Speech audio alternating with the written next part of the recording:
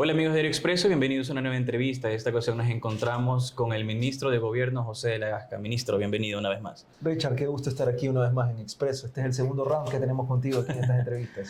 Sí, ministro. Y bueno, de la última entrevista el escenario ha cambiado. De hecho, cuando estamos grabando esta entrevista, estamos a días de que termine la campaña electoral y a días de la votación de segunda vuelta. ¿Cómo el gobierno se está preparando, está tomando el ambiente de estos últimos días de campaña previo a la elección? Con mucho trabajo y con mucho entusiasmo. Nosotros caminando las calles, recorriendo, haciendo lo que nos compete. Hay que entender que estamos en una situación donde el clima juega un factor importante. El embate del temporal ha sido tanto en costa, en sierra, Amazonía, Sierra Centro, vemos hoy en Quito, Conocoto, antes de ayer, en Guápulo, que se ve por falta de planificación municipal, por cuestiones que los municipios lamentablemente no atienden. Se ve pues lo que pasa muchas veces, tragedia humana, damnificados, problemas en viviendas. Ese es un mal generalizado, la falta de planificación, la falta de orden, urbanismo. Pero ahí estamos nosotros, siempre la acción del gobierno llegando con las distintas carteras de Estado, Secretaría de Riesgos, MIES, MTOP, MIDUBI y demás, haciéndonos presentes, caminando. Lo mismo pasa pues en cosas de distinta naturaleza, pero igual que afectan a la ciudadanía, como lo que ocurrió en Esmeraldas. Estuve personalmente ahí también constatando lo que había sido, digamos, el derrame de aceite en el río. Y tener, pues, una vez cuando uno va, yo siempre digo, uno no puede hablar del árbol, cuidar el árbol, podar el árbol, si no ves el árbol, si no conoces el árbol, si no tocas el árbol. Y estuvimos ahí en Cuba, conversando con la población, viendo que la mancha de aceite había sido totalmente contenida, que no había riesgo de contaminación de fuentes de agua, haciendo que la gestión de la ayuda del gobierno central a través del decreto ejecutivo 577 en efecto llegue. Aquí debo decirlo, muchas veces en este ambiente electoral eso cambia, por ejemplo, y se agrava. En este ambiente electoral hay unos alcaldes que prefieren darle la espalda a sus mandantes en lugar de trabajar por ellos y por tratar de hacerle un daño al gobierno, no hacen ni ejercen las competencias que tienen. En este caso, pues tuvimos que nosotros movernos con todo el aparataje del Estado para poder llegar a esas familias. Y en los primeros 15 días que el alcalde no había hecho nada, a hoy, después de que nosotros hicimos, de no tener ni 50 o 100 familias que habían recibido los bonos, hoy vamos a llegar a más de 4.000 familias. Eso es importantísimo y eso revela la gestión del gobierno. En eso estamos. Ministro, hablando de bonos, justamente la gestión gubernamental, al menos desde la primera vuelta, ha recibido ciertas críticas, ¿no? De que se ha vuelto en función de esa campaña de segunda vuelta el presidente Noboa. Y ahí cabe preguntar si es el presidente o el gobierno que está en campaña. Se supone que una cosa no debería estar relacionada con la otra. No tiene nada que ver. De lo que se trata es de reactivar la economía, de inyectar circulante, de poder ayudar a nuestros emprendedores, de poder ayudar a nuestras mujeres, madres solteras, de poder ayudar a nuestros migrantes, de poder estar con nuestra fuerza pública, honrando el legado de honor que ellos han tenido, de poder estar en algunos sectores que se han visto necesariamente afectados. Gracias a Dios, las cosas que hicimos en 2024 sirvieron para que tengamos una disciplina fiscal que hoy nos permita, en este año 2025, a pesar del poco tiempo que hemos estado en gobierno, paliar mejor la situación económica. Y vemos síntomas de mejoría, ¿no? El bajo nivel de inflación, la cantidad de exportaciones que se dan, cómo hemos mejorado en las reservas internacionales para cuidar la dolarización. Nosotros sí cuidamos la dolarización, no atentamos contra ella, no ponemos ese riesgo, ni creamos ese pánico innecesario con esto de la ecuadolarización y demás, el dolarito, el rafaelito, etc. Entonces, yo sí creo que de lo que se trata es de generar esta dinámica en la economía. No podemos en este momento con las lluvias construir carreteras en todos lados y demás, ¿no? En la obra pública, no en todos los casos, pero sí podemos poner ese circulante a estar ahí y definitivamente creo que es algo que se está sintiendo en el ecuatoriano. Eso al final del día es lo que nos importa. Esto no tiene nada que ver con campaña. Ministro, le hacer la pregunta precisamente si el gobierno está en campaña y le puedo mostrar, ojalá en postproducción podamos poner este video. El Servicio de Aduana hace unos días publica este video porque estaba el director, la ministra Ariana Tanca, el ministro de Vivienda y el ministro del Interior entregando obras en Guayaquil y el video inicia así.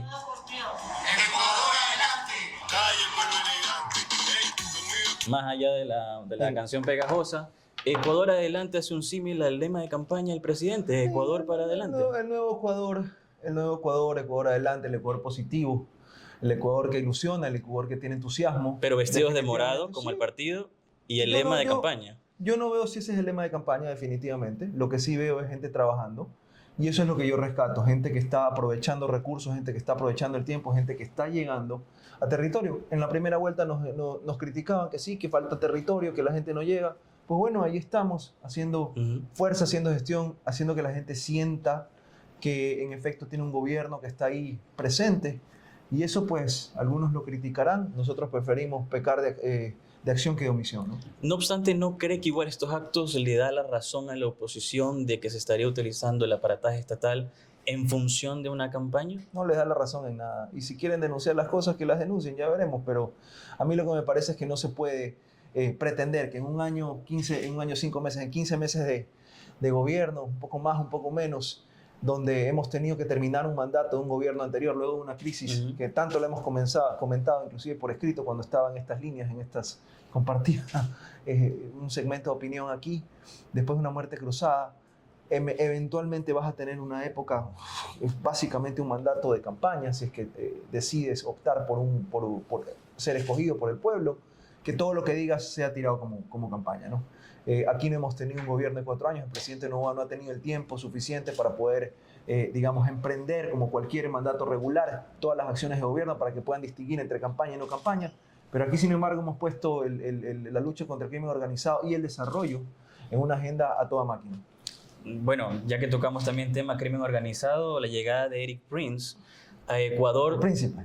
más allá de la asesoría y la capacitación que señalan que va a hacer el señor Prince acá en Ecuador, llamó la atención que desde las redes institucionales del Ministerio de Defensa se cuelgue un video en donde el señor Prince directamente habla de que o es Noboa o es parecerse a Venezuela.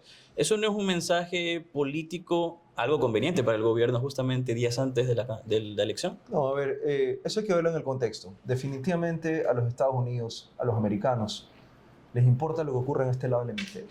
Les importa lo que ocurre en el Ecuador cuando ha servido, no por este gobierno, todo lo contrario, sino desde otros gobiernos, como un hervidero para generar la proliferación de carteles, de grupos organizados transnacionales, de terrorismo, de narcotráfico, que necesariamente invade el territorio de los Estados Unidos directa e indirectamente. Cuando tienes eso y cuando te das cuenta las fotos que se toman de las distintas banderas políticas, las distintas corrientes políticas que hay en la región, Tren de Aragua, para empezar, cuando ves que Estados Unidos está declarando como carteles internacionales, como terroristas internacionales, algunos carteles de México y el Tren de Aragua, te das cuenta que ellos están viendo las amenazas de las extrafronteras o foráneas a los Estados Unidos como algo que les interesa mucho. Y entonces, en esa agenda, obviamente van a ver qué es lo que está pasando en un lado y qué está pasando por otro. Y tienen mucha experiencia y conocen. Yo no creo que son temas de campaña política, sino obviamente valoraciones políticas, porque no podemos esconder, Richard, el vínculo que existe entre mafias políticas y crimen organizado transnacional. De eso viven los unos y los otros, se nutren en una simbiosis perversa que para lo único que sirve es para hacer crecer a un monstruo que luego tienen que alimentar a costa de la vida y la seguridad de los ecuatorianos. Ahora, ministro, pero digamos, el señor Prince puede haber tenido una opinión que puede haber dicho puertas adentro por último, pero aquí habría 3 responsables. ¿Quién grabó? ¿Quién publicó? ¿Responsables de qué? De que el señor Prince dé una declaración pública, política electoral en una red institucional. A él lo han buscado y lo han hecho conversar de algunos temas. Está claro que él viene aquí como parte de esa gran puerta que se abre de cooperación internacional. Él es un señor, una persona muy experimentada en temas de seguridad tácticos, operativos. Ha tenido un montón de experiencia en lucha contra el narcoterrorismo, contra el narcotráfico, el terrorismo, la piratería, etc. En nivel extranjero, en distintas latitudes. Y hoy viene con toda esa experiencia acá a reforzar el eje táctico operativo de nuestras fuerzas para poder estar en mejor capacidades, en mejores condiciones que el crimen organizado y marcar una diferencia en esa igualdad que pretenden tener de condiciones por la cantidad de recursos que tienen, para mejorar los tiempos de reacción y para hacer que esta lucha dure lo menos posible. Recordemos que está la vida de nuestra gente, de nuestro pueblo, pero también de nuestras Fuerzas Armadas, de nuestras fuerzas policiales en juego. Entonces, ¿qué mejor que recibir capacitación como están en todos lados? Dicho eso, la valoración que él hace, yo no estoy en sus zapatos para saber qué decir o no decir, pero lo que sí puedo Y lo que sí creo es que definitivamente esto tiene un contexto, y ese contexto no se puede apartar de la realidad de seguridad del Ecuador que estamos viviendo, ¿no? No nos olvidemos quiénes fueron los que abrieron las fronteras aquí y todo lo que entró, migración descontrolada en algunos casos, donde definitivamente generaron este clima de inseguridad, sobre todo en esta ciudad como la nuestra. Aprovechando su presencia, ministro, también tendrá algunos detalles de la presencia del señor Prince. Por ejemplo, por lo que le escucho, entendería que la presencia del señor Prince respondería a una cooperación con el gobierno de Estados Unidos o no. O si es que el señor Prince, yo creo que avalado por el gobierno de Donald Trump. Eso está por definirse. Él en este momento está en una primera fase de reconocimiento, de evaluación, hasta donde yo conozco, analizando en territorio qué es lo que se necesita hacer para, según eso, después ver los caminos, las formas en las que se va a enganchar esto. No puedo descartar que sea lo uno o lo otro. No podemos descartar ninguna cosa. Lo que sí podemos saber es que todo esto ocurre en el marco de las excelentes relaciones que tenemos con la comunidad internacional, con nuestro principal socio comercial y sobre todo con las personas que están viendo este lado del hemisferio con preocupación, pero también con esperanza. Ahora, otra consulta es si esto se está haciendo gratuito o va a haber algún tipo de pago en su momento. En su momento se determinará, una vez, repito, que se termine esta fase de evaluación, esta fase de diagnóstico para entender y cómo se va a dar el nivel de involucramiento de esta cooperación internacional. Ahí se verá. Lo que sí sé y lo que, como siempre, nos ha caracterizado es que esto sea con transparencia, desde luego. Para entrar a otros temas, quería agotar también una reciente denuncia presentada en contra de Luisa González en el TCE del señor Manuel Peñafiel, que se presentó, al menos así consta en el auto, como adherente de ADN. ¿Ustedes tienen conocimiento de esa denuncia, digamos que nació de ADN? No, pero... Por violencia política de género, no, por el ataque a María Beatriz Moreno. A mí me parece que si lo han hecho, eso tendrá que discutirse en las sedes jurisdiccionales que se deban de discutir. Lo que sí creo es que fue repudiable, vergonzoso, y que debe haber un nivel de responsabilidad por la violencia que se ejerció contra la señora María Beatriz Moreno por atacar al presidente durante el debate. Se la pretendió dibujar y se la dibujó ante los ecuatorianos como una persona dedicada a actividades de narcotráfico por aparecer en un registro público dentro de una investigación. Hoy vemos que la acción de la justicia está aclarando todo eso, pero ya quedó ese veneno, esa ponzoña. Eso es lo que caracterizó y lo que caracteriza a esa vieja política que se basa en el infundio, en la calumnia y en el ataque. Pero lo que haya hecho el partidario, él tendrá que ver cómo lo fundamenta, él tendrá que ver cómo lo sustenta. Lo que sí he visto también es que, por ejemplo, algunos, no le estamos comentando, pero lo digo, 20 y pico de asambleístas presentaron una denuncia por traición a la patria, peculado y un montón de cosas más cuando salió lo del Campo Sacha. Y nadie dijo nada. Eso supuestamente es un acto de fiscalización. No. El asedio, el acoso al Ejecutivo, al presidente, a los ministros, para tratar de distraernos de nuestras funciones, está ahí y lo resistimos. Yo mismo he sido atacado por el alcalde de Guayaquil, que dicho sea de paso, tiene que sentarse en la silla de los acusados mañana o pasado por el tráfico de combustible, por el delito de tráfico de combustible que la Fiscalía, no el gobierno, la Fiscalía, le pretende imputar. Vamos a ver si ya se le acaban las maniobras dilatorias y todas esas trampas que pretende hacer para evitar su día en corte y ver si es que los tiempos electorales de algún modo pretenden favorecerlo, ¿no? En esa gran agenda de impunidad que tienen ellos. Sobre Manuel Peñafiel, solo quiero aclarar, ¿no teme que se estén tomando el nombre ADN para hacer estos...? La verdad es que no he visto esa denuncia en detalle, leí la denuncia. Sí. No he visto la denuncia en detalle, he visto las denuncias en los medios, particularmente creo que hoy día salió una franja, lo leí esta mañana aquí, pero yo ni sé quién sea el señor, la verdad. Ministro, por otro lado, hablando, nos estamos acercando al fin de la campaña y el correísmo terminó de consolidar un acuerdo al menos con la dirigencia de Pachacuti, digamos, ¿no? Eso es una estafa política. Pero el oficialismo llega solo, o están haciendo acuerdos totalmente que no está haciendo...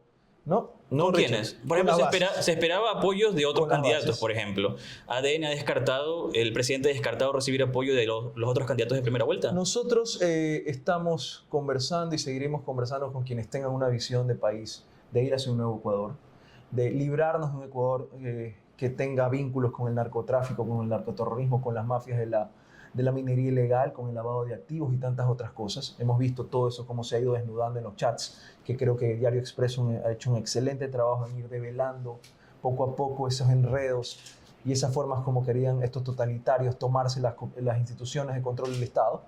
Pero nosotros vamos conversando, y con respecto al tema del acuerdo de Pachacuti, lo dije y lo ratifico, para mí eso no fue sino un tongo. Lo decía Martín Pallares, que lo leo, porque yo no le tengo miedo a las críticas, que eso era un pantallazo, y creo que lo dibujó bastante bien.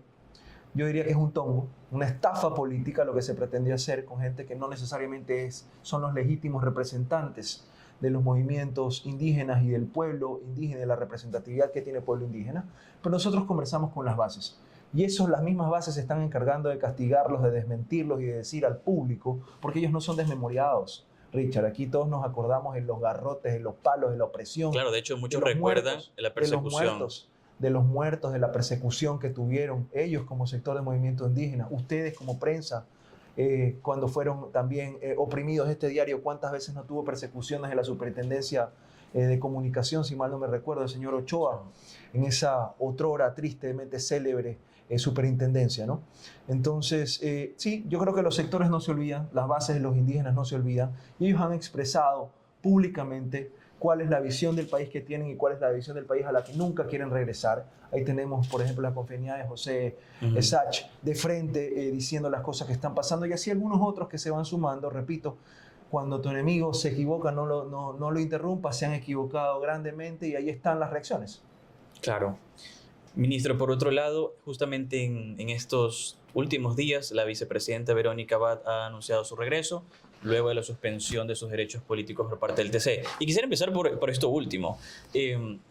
Por así decirlo, la última vez que conversamos, usted había mencionado que, bueno, Abad no iba a tocar el poder y estaban buscando los mecanismos institucionales para evitar precisamente eso. Al final ha sido suspendido sus derechos políticos, y la consulta es si el gobierno se da por servido con eso. Yo creo que el país debe darse por servido, no solo el gobierno. En esta lucha que libramos no podemos dar un paso atrás, no podemos traicionar lo que estamos haciendo por el país, no podemos traicionar el sacrificio que estamos haciendo todos por el país, no podemos traicionar las vidas que hemos perdido en este conflicto, no podemos traicionar el esfuerzo de nuestra fuerza pública, que todos los días tienen bajas y que muy pocos reconocen. Y aprovecho para enviar siempre mi mensaje de solidaridad y de respaldo a nuestras Fuerzas Armadas, a nuestra fuerza policial, por el denodado esfuerzo que ellos tienen. Entonces, no, cuando yo dije aquí, lo ratifiqué y lo sigo diciendo, no vamos a traicionar eso. Siempre tendremos la Constitución y la ley en la mano para evitar que eso pase. La señora ha sido suspendida en sus derechos políticos por parte del TCE. Nada tenemos que hacer nosotros ahí. Ciertamente la canciller Sommerfeld, con todo el derecho que le asiste, fue la persona que accionó, y la justicia electoral ha resuelto el tema de violencia política muy grave. Ella ha demostrado ser una persona en contra de este proyecto político, ha traicionado la voluntad popular, creo yo, y ella en su discurso ni en la forma se han cuidado de mostrar su verdadera cara, que es estar con el correísmo, hacer el juego del correísmo, ser parte de una pieza en el tablero del ataque que tiene el correísmo contra el gobierno, y ahora entiendo que está por regresar. Jurídicamente eso no tiene ningún tipo de impacto, políticamente tampoco. Vamos a ver cómo van a intentar usar, entre comillas, su regreso como otra pieza para desgastar la figura del gobierno, pero eso no nos quita la atención y nos quita la concentración en las cosas verdaderamente importantes, que es seguir trabajando por el país. Ministro, bueno, aprovechando que mencionó que lee nuestros editorialistas, sí, también claro. cabe decir que tanto Martín Pallares como Roberto Aguilar han señalado el peligroso precedente que deja esa sentencia. Porque a la final una crítica fue observada por un juez electoral Yo creo que como una infracción, y prácticamente, es verdad que no ha sido la figura de destitución, pero prácticamente hay una destitución a la vicepresidenta, una mandataria. Yo no creo que Roberto Aguilar, quien me trata con muchísimo cariño en sus comentarios, digamos, con bastante acidez algunos, vaya a decir algo distinto respecto de la violencia político de género. Él estuvo procesado, muy bien defendido, por cierto, creo yo, y en eso hay que reconocerlo. Pero vamos a ver qué pasa. Yo creo que con respecto a esa situación como está configurada, las leyes están hechas así, los tribunales están para ir discerniendo eso. Pero definitivamente aquí, de que hubo un tema de violencia política contra la canciller que ha sido probado y demostrado, y la justicia sí lo ha dicho, eso es lo que tenemos que respetar. Si nos gusta o no nos gusta, habrán algunos que dirán que sí, otros que dirán que no. Siempre la justicia es para eso, pero finalmente hay un voto que decide, hay unas decisiones que se toman, como las que se tomaron a favor de Roberto, en este caso no en contra de la vicepresidenta, y ahí está el sistema de justicia de violencia de género como está configurando. Las reglas no las creamos nosotros. Ahora, ¿qué opina de esta proliferación de la utilización de la violencia política de género como una respuesta a un desacuerdo, una crítica? Yo no lo veo así. Yo no creo que se trata de un desacuerdo a la crítica. Quizás en algunos casos sí puede funcionar de esa manera, en otros casos no. Pero no sé si la calentura está en las sábanas, Richard. ¿No? A mí me parece que hay que también medir el nivel de violencia que se puede ejercer a través de las expresiones, a través de ciertas acciones. Eso no significa que los funcionarios públicos no tengamos que aceptar las críticas. Cuando uno está aquí, uno se somete al escrutinio público de todo tipo, tanto en las finanzas, en la vida personal, en la vida pública, pero también sometidos a las críticas. Y muchas veces al infundio y a la infamia. Obviamente hay niveles de responsabilidad, pero yo repito, no creo que el problema está en el sistema, sino que en cómo se va cómo se va desarrollando eso a nivel de los fallos. Ya iremos viendo. Por ahora creo que es relativamente nuevo, quizás como en todos los casos puede ser en algunos temas novedosos, en algunos temas peligrosos, puede ser, pero en otros casos sí puede ser necesario. Así que la práctica lo irá viendo. No sé si esto está tan proliferado como en su momento fueron las acciones de protección, las garantías jurisdiccionales, pero el remedio está en los jueces, no en la ley.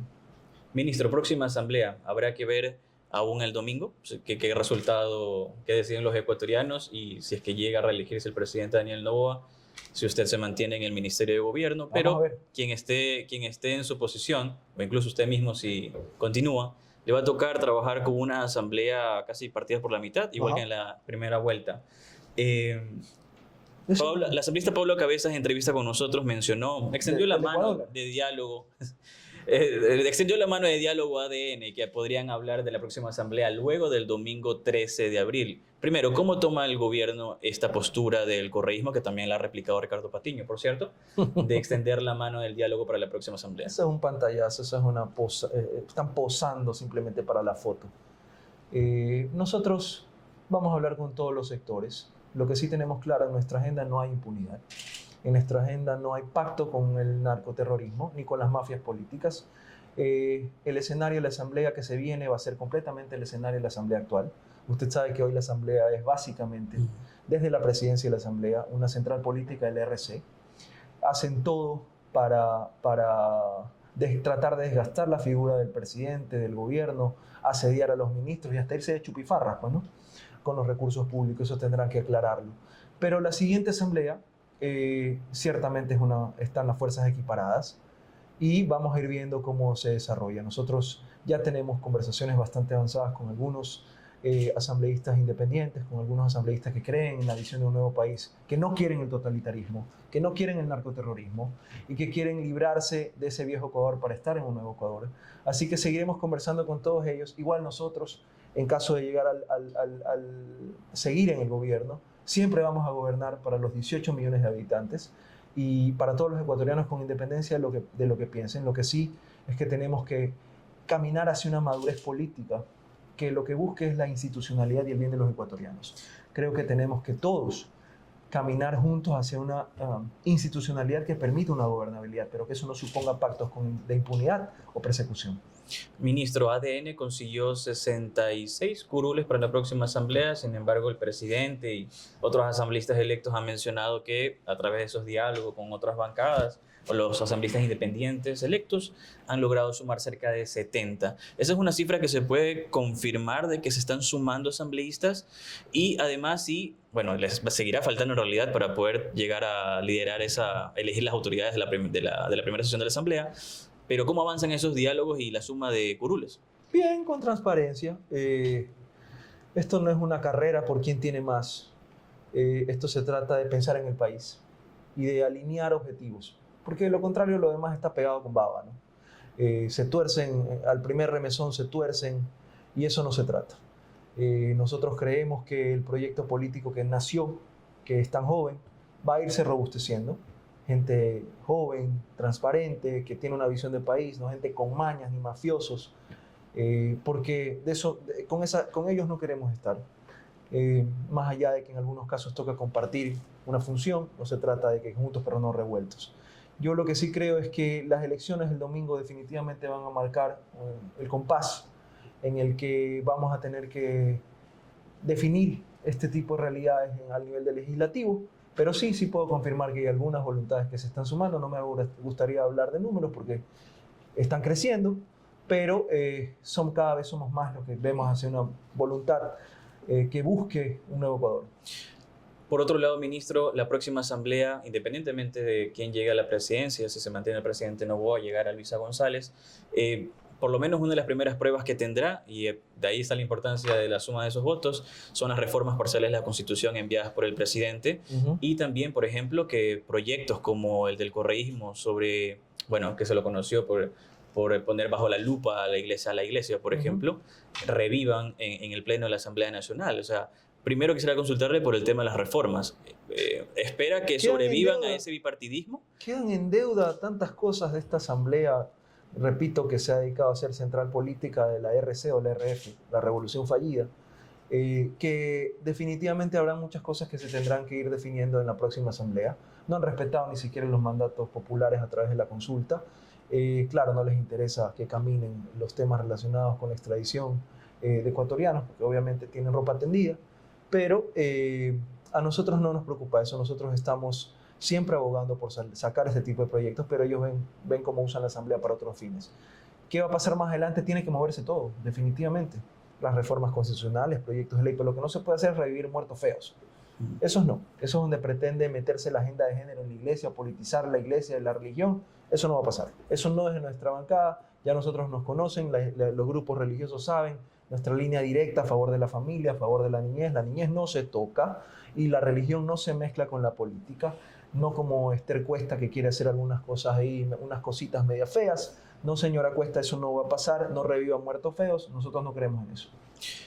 ¿Qué proyectos tiene planteado ADN que ya puedan adelantar de una vez? Porque, insisto, independientemente de quién gane la presidencia, la asamblea va a tener que funcionar. ADN tiene un número importante de asambleístas y tienen una agenda que, por lo menos de declaración de sus asambleístas electos, va tomando forma, pero no termina siendo claridad cuál va a ser el objetivo de la siguiente legislatura y la participación de ADN. Bueno, ciertamente la agenda de desarrollo por ahí viene, la agenda de seguridad se alinea. Lo que tenga que ver con algunas trabas que nos han puesto.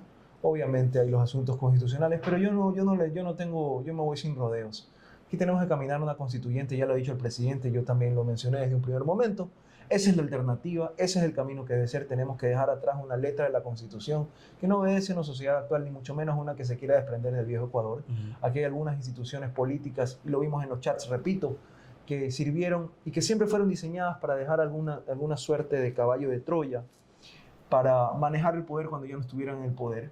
Y ya vimos lo que los chats nos han revelado, cómo pretendían tomarse las instituciones de control, el Consejo de la Judicatura. ¿Cómo va a creer que le preguntan a Jorge Glass, sentenciado, con quién quiere él que sean los perfiles que vayan al Consejo de la Judicatura? Ahí sonaba el nombre de esta activista política de la RC, que es la señora vicepresidenta Abad, en medio de ese tipo de cosas, y tantas otras, ¿no? La Fiscalía General del Estado. Pero yo lo que sí creo es que ese es el camino. Más allá de los proyectos concretos que se deban trabajar en el entretiempo, tenemos que ir hacia una gran reforma constitucional que se llama Asamblea Constituyente. Bueno, de hecho, si el presidente Noboa se reelige, mantiene la presidencia, va a tener un problema de gobernabilidad importante en la Asamblea, digamos, por esas fuerzas equiparadas que por el momento hay. Lo digo porque la última vez que el Ejecutivo tuvo problemas con el Legislativo, llegamos a una muerte cruzada. Y a la final, mi consulta es si esta constituyente a la final va a zanjar el tema Yo pienso que sí. de lleno. Yo pienso que sí. Esta constituyente debe ser una constituyente no parecida, ni mucho menos parecida a lo que pasó en Montecristi. Eso tiene que ser absolutamente superado. Pero sí debemos ir al poder constituyente, a refundar el país desde un punto de vista de cómo queremos estructurarnos políticamente. Y algunos temas de derechos también, quizás.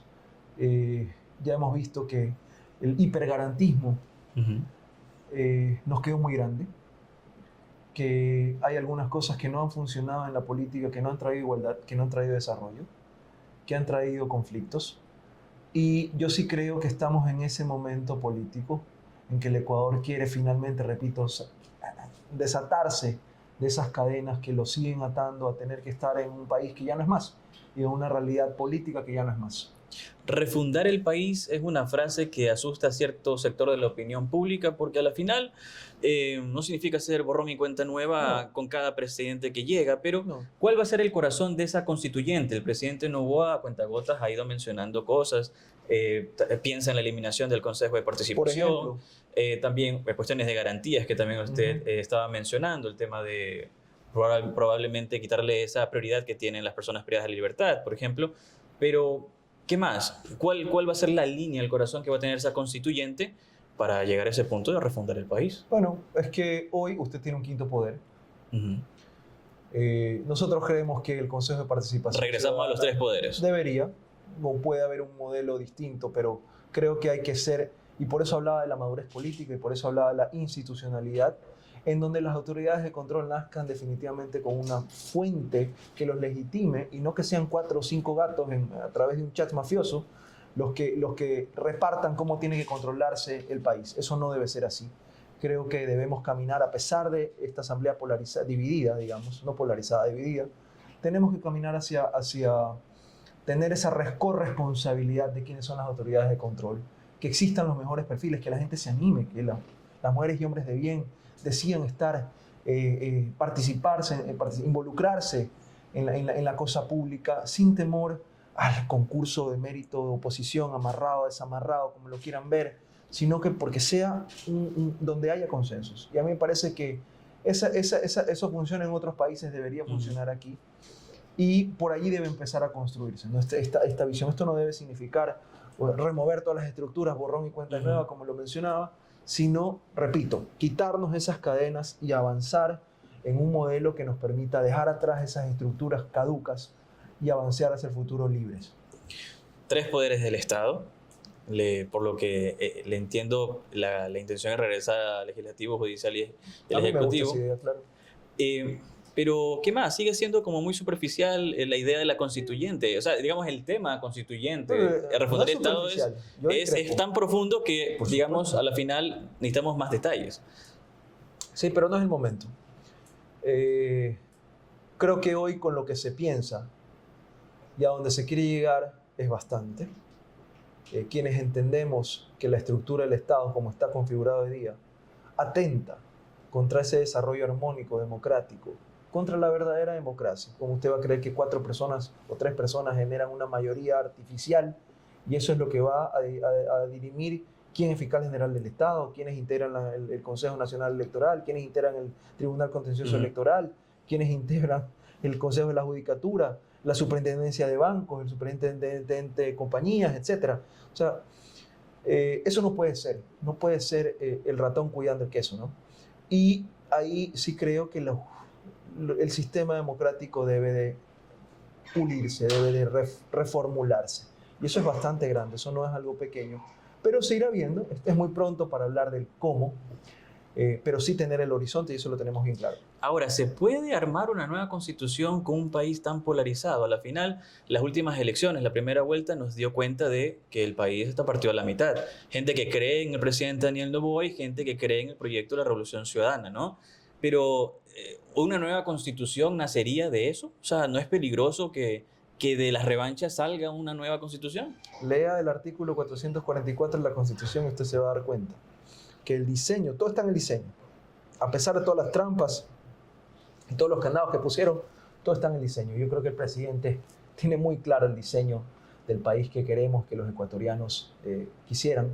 Y a mí me parece que ese es el camino, ¿no? Por eso es que esa era una línea roja en esa estafa política que tenían Pachacutic, entre comillas Pachacutic, los que firmaron ese papel, y la señora Luisa González. A la final el presidente nunca pidió licencia. No, ni tenía por qué pedirla porque no es obligatorio.